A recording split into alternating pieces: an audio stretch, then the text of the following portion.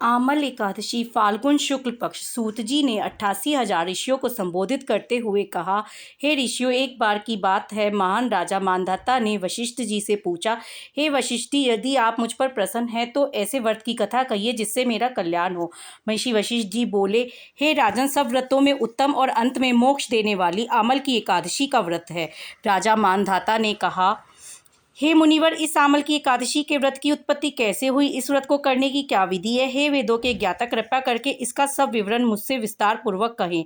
मुनि वशिष्ठ ने कहा, हे नरपश्रेष्ठ, मैं तुम्हारे समक्ष विस्तार से इस व्रत का वर्णन करता हूँ। यह व्रत फाल्गुन माह शुक्ल पक्ष में होता है। इस व्रत के फल से समस्त पाप नष्ट हो जाते हैं। इस व्रत का पुण्य 1000 गोदान के फल के बराबर है।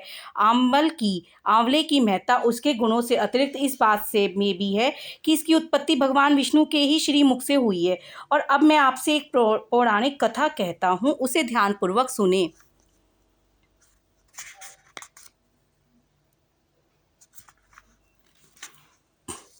वैदिक नामक एक नगर था।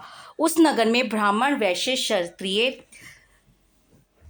शूद्र चारों वर्ण आनंद पूर्वक रहते थे। नगर में सदैव वेद ध्वनि गूंजा करती थी। उस नगरी में कोई भी पापी, दुराचारी, नास्तिक आदि ना था। उस नगर में चैत्ररथ नामक चंद्रवंशी राजा राज्य करता था। वह महान विद्वान तथा धार्मिक व्रती का था। उसके राज्य में कोई भी दरिद्र तथा कंजूस नहीं था। उस राज्य के सभी निवासी विष्णु भक्त थे। वहाँ के वृद्ध से बालक तक सभी प्रत्येक एकादशी का व्रत करते थे। एक समय फाल्गुन मास के शुक्ल पक्ष की आमल की नामक एकादशी आई। उस दिन राजा ने से प्रजा तक, वृद्ध से बालक तक, सबने हर्ष सहित उस एकादशी का व्रत किया। राजा अपनी प्रजा के साथ मंदिर में आकर कुंभ स्थापित करके धूप, दीप, नैवेद्य, पंचरत्न, छत्र आदि से धात्री का पूजन करने लगे। वे सब धात्री की इस प्रकार स्तुति करने लगे, हे धात्री, आप ब्रह्म स्वरूप हैं। आप ब्रह्मा जी द्वारा उत्पन्न हो, समस्त पापों का नष्ट करने वाली हैं। आपको नमस्कार है। आप मेरा अर्घ्य स्वीकार करो। आप श्री रामचंद्र जी के द्वारा सम्मानित है। मैं आपसे प्रार्थना करता हूँ, मेरे समस्त पापों का हरण करो। उस देवालय में रात्रि को सबने जागरण किया। रात्रि के समय उस जगह एक बहेलिया आया। वह महापापी तथा दुराचारी था। अपने कुटुंब का पालन वह जीव हिंसा करके करता था। वह भूख प्यास से अत्यंत व्याकुल था। कुछ भोजन पाने की इच्छा से वह मंदिर के एक कोने में बैठ गया। उस जगह भगवान विष्णु की कथा तथा एकादशी महात्म्य सुनने लगा। इस प्रकार उस बहेलिये ने समस्त रात्रि को अन्य लोगों के साथ जागरण कर व्यतीत की। प्रातःकाल होते ही सभी लोग अपने अपने घर को चले गए। इस प्रकार वह बहेलिया भी अपने घर को चला गया। वहां जाकर भोजन किया। कुछ समय बीतने के पश्चात उस बहेलिये की मृत्यु हो गई। उसने जीव हिंसा की थी, इस कारण हालांकि वह घोर नरक का अधिकारी था, किंतु उस दिन आमल की एकादशी के व्रत तथा जागरण के प्रभाव से उसने राजा विदुरथ के यहाँ जन्म लिया। उसका नाम वसुरथ रखा गया। बड़ा होने पर वह चतुरंगिनी सेना सहित धन धान्य से युक्त होकर 10 सहस्त्र ग्रामों का पालन करने लगा। वह तेज में सूर्य के समान, कांति में चंद्रमा के समान, वीरता में विष्णु भगवान के समान और क्षमा में पृथ्वी के समान था। वह अत्यंत धार्मिक, सत्यवादी, कर्मवीर और विष्णु भक्त था। वह प्रजा के समान भाव से पालन करता था।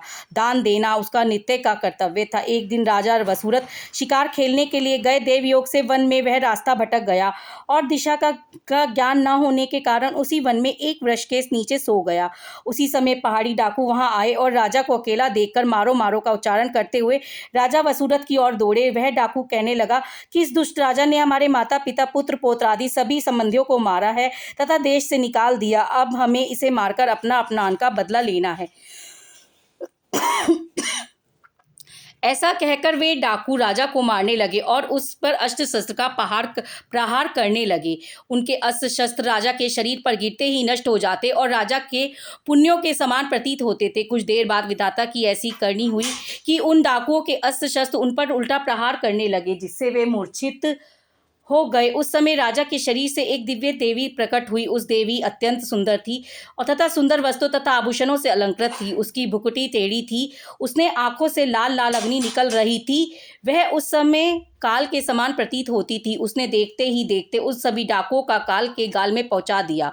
जब राजा की नींद टूटी तो उन डाकुओं को मरा हुआ देखकर सोचने लगा कि इन दस्युओं को किसने मारा, मेरा इस वन में कौन हितैषी कर रहता है। जब राजा वसुरथ ऐसा विचार कर रहा था, तभी आकाशवाणी हुई, हे राजन, इस संसार में विष्णु भगवान के अतिरिक्त तेरी रक्षा कौन कर सकता है।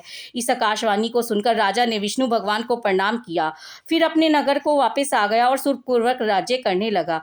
महर्षि वशिष्ठ बोले, हे राजन, यह सब आमल की एकादशी के व्रत का प्रभाव था। जो मनुष्य एक भी आमल की एकादशी का व्रत करता है वह प्रत्येक कार्य में सफल होता है और अंत में विष्णु धाम को जाता है। कथासार, भगवान विष्णु की शक्ति हमारे सभी संकटों को काटती है। वह मनुष्य की ही नहीं, देवों की रक्षा में भी पूर्णतया समर्थ है। इसी शक्ति के बल से भगवान विष्णु ने मधुकैटभ नामक दैत्यों का संहार किया था। इसी शक्ति ने उत्पन्ना एकादशी बनकर मूर नामक दैत्य का वध करके देवों को सुखी किया था। केवल एक बार की आमल एकादशी का व्रत करने वाले बहेलिये को जन्म जन्मांतर तक विष्णु भगवान की कृपा प्राप्त हो रही थी। ओम जय जगदीश हरे, स्वामी जय जगदीश हरे, भक्त जनन के संकट क्षण में दूर करे। ओम जय जगदीश हरे, जो ध्यावे फल पावे, दुख विन से मन का सुख संपत्ति घर आवे, कष्ट मिटे तन का।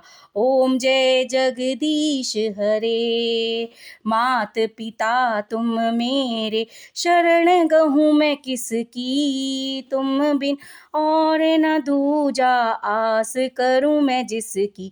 ओम जय जगदीश हरे, तुम पूरन परमात्मा, तुम अंतर्यामी पार ब्रह्म परमेश्वर, तुम सबके स्वामी। ओम जय जगदीश हरे, तुम करुणा के सागर, तुम पालन करता, मैं मूर्ख खल कामी, कृपा करो भरता। ओम जय जगदीश हरे, तुम हो एक अगोचर, सबके प्राणपति, किस विधि मिलूं दया मैं तुमको, मैं कुमति।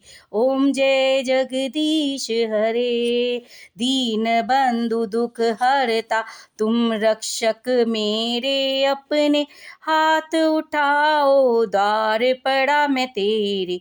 ओम जय जगदीश हरे, विषय विकार मिटाओ, पाप हरो देवा, श्रद्धा भक्ति बढ़ाओ, संतन की सेवा।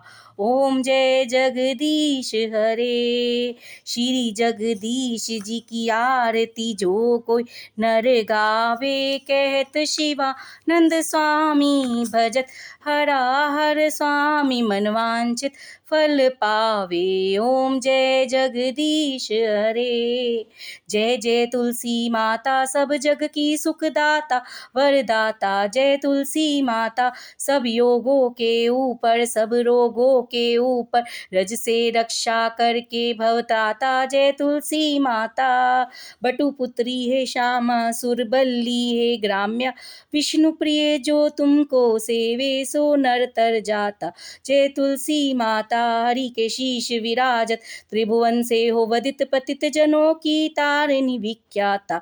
जय तुलसी माता, लेकर जन्म विजन में आई, दिव्य भवन में मानव लोक तुम्ही से सुख संपत्ति पाता। जय तुलसी माता, हरि को तुम अति प्यारी, श्याम वरन कुमारी, प्रेम अजब है उनका तुमसे कैसा नाता।